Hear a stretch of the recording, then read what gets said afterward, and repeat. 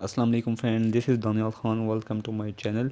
इस वीडियो में मैं आपको बताने लगा हूँ जो आज के ZBL OG3 के आज के जो इंटरव्यू हुए हैं उनमें कौन कौन से क्वेश्चन पूछे गए हैं, जो कि जनरल क्वेश्चन पूछे जा रहे हैं। आज क्या डिफरेंट क्वेश्चन पूछे गए हैं और इंटरव्यू के बाद क्या होना है, कौन सा प्रोसेस शुरू होगा, ऑफ़र लेटर्स कब डिस्ट्रीब्यूट होना स्टार्ट हो जाएंगे, ट्रेनिंग कब होगी, कहाँ होगी और कितने दिन की होगी, और जो पोस्टिंग है वो किन किन पॉसिबल डिस्ट्रिक्ट में आपकी हो सकती है। जो न्यू व्यूवर्स हैं उससे रिक्वेस्ट होगी चैनल सब्सक्राइब कर लें, ताकि जो भी गवर्नमेंट जॉब के हवाले से इंफॉर्मेशन है, उनके टेस्ट, उनके इंटरव्यूज़ के हवाले से जो आपको इंफॉर्मेशन है, उनकी गाइडेंस हैं, वो आप तक पहुंचती रहें। सबसे पहले जो आज की जो इंटरव्यू में क्वेश्चन पूछे गए हैं वो मैं आपसे शेयर कर देता हूँ। इंट्रोड्यूस योर सेल्फ, सबसे पहले ये क्वेश्चन जो आपसे पूछा जाता है कि अपने बारे में बताइए। उसके बाद आपकी डिग्री, आपके एक्सपीरियंसेस के बारे में पूछा गया। फिर पूछा गया कि आपके फादर का क्या नाम है और वो क्या करते हैं, मतलब उनका एक्यूपेशन पूछा गया। आप why do you want to join banking sector, आप बैंकिंग सेक्टर क्यों ज्वाइन करना चाहते हैं। और उसके बाद पूछा गया कि आपने कभी ZBL ब्रांच का विज़िट किया है, अगर किया है तो उनसे पूछा कि वहाँ क्या कैसे काम हो रहा है, और ZBL आपके एरिया में कितने ZBL ब्रांचेज़ हैं। आज जो डिफरेंट क्वेश्चन पूछा गया है बाकी दिनों की निस्बत से, एक ये है कि अगर आपको टीचिंग जॉब मिलती है नियर फ्यूचर, क्या आप उस अपॉर्चुनिटी को अवेल करेंगे। ये क्वेश्चन अक्सर होता ही है वैसे, कि जब आप क्योंकि कंपनी या बैंक जो भी है वो आप पर इन्वेस्ट कर रहे होते हैं, वो देखना चाह रहे होते हैं कि आप इसका क्या आंसर करते हैं। कि अगर आपको नियर फ्यूचर किसी भी कंपनी, बैंक या कोई और फील्ड में आपको अपॉर्चुनिटी मिलती है, तो क्या आप इस अपॉर्चुनिटी को फॉरगो कर देंगे और उस अपॉर्चुनिटी को अवेल करेंगे, क्योंकि जो बैंक है, जो कंपनी है, वो आप पर इन्वेस्ट कर चुकी होती है उस टाइम। फिर जो आज क्वेश्चन पूछा गया कि क्या आप डिपॉजिट्स ला सकते हैं। कमर्शियल बैंक्स में ये अक्सर पूछा जाता है कि क्या आप डिपॉजिट्स ला सकते हैं। जब मैं बैंक में था तो मुझसे पूछा गया कि आप डिपॉजिट्स ला सकते हैं, लेकिन क्योंकि मेरे सच कोई उस वक्त वो नहीं थी, PR नहीं थी इतनी कि मैं इनको 8-8 या 10-10 मिलियन इनको डिपॉजिट दे दूँ। तो मैंने कहा कि मैं जैसे ही बैंक में आऊँगा तो मैं अपनी हिसाब से चीज़ों को मैनेज करूँगा, उसको अवेल करूँगा।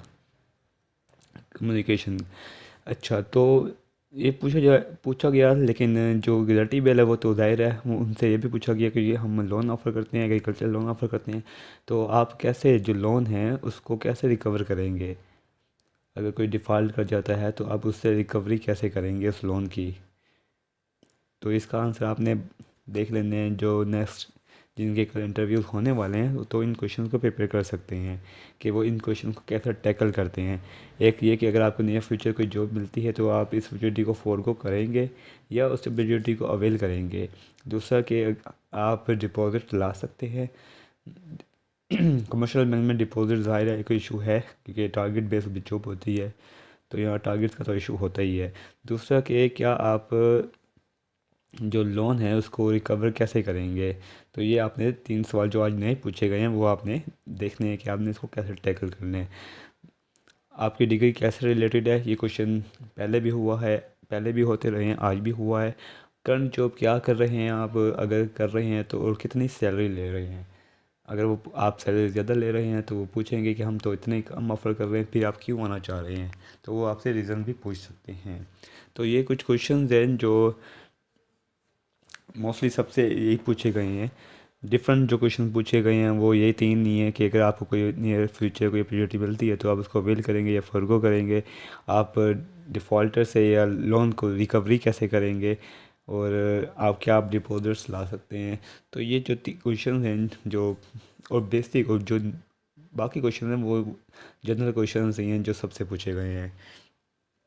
कल मेरे ख्याल से लास्ट दिन होगा इंटरव्यू का। आज कल ये जो इंटरव्यू प्रोसेस है वो कंप्लीट हो जाएगा, उसके बाद शुरू हो जाएगा जो शॉर्ट लिस्टिंग का प्रोसीजर।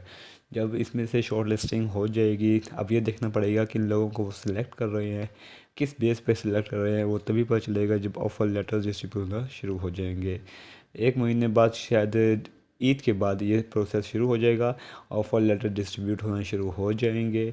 और ऑफ़र लेटर के बाद आपकी अपना वो है कि आप उसको ज्वाइन करते हैं या नहीं करते। अगर आपने किसी दूसरी जगह भी अप्लाई किया हुआ है तो आप ये देख लीजिएगा कि कौन सी बेटर अपॉर्चुनिटी आपको मिल रही है, ये अपॉर्चुनिटी बेटर है या वो अपॉर्चुनिटी बेटर है।